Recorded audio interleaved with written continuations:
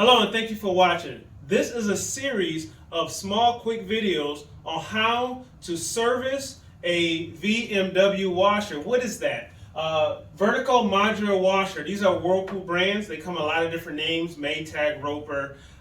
If you look in this picture here, if the bottom of your washer looks like this underneath in the picture you see here, then you have a VMW washer, and this is a series of different components that usually goes bad in this washer.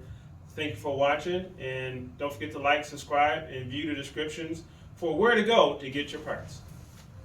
This video is on how to put your VMW washer into service mode with the assistance of your tech sheet, which is located inside your washer. Reference back to our video that we have on how to retrieve this out of this machine. So let's go ahead and get started. First thing you want to do, so it's a code. It's in here on this particular one. It's on the first page. And we're going to go left. So you go left one time, and it's a half-second turn. So it's kind of a pattern. So let's start again. Left, right, right, right, left, right. And you'll see those lights blink. That means you've done it right. So if you don't get that after doing that, just go back to the left and reset everything. And as you turn, now you're going to turn, and we're going to look for automatic mode, right? So we'll put it in automatic. So you have calibration mode. That's what we're going to do at the end after you've done your repairs. We have fault mode, manual test mode.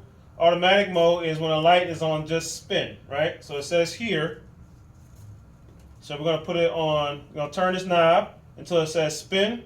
And then you're going to hit the start button. Now this machine isn't plugged in. I mean, it's plugged in, but was it? The hoses are not plugged in, nor do we have drainage. So this is just to show you how to put your machine in automatic test mode.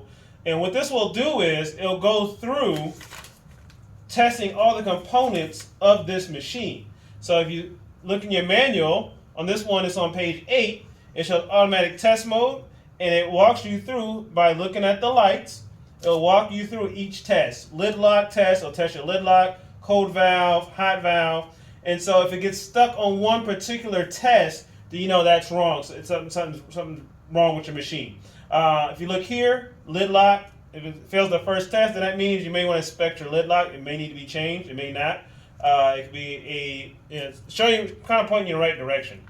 So anyway, this is how to put your machine in automatic test mode.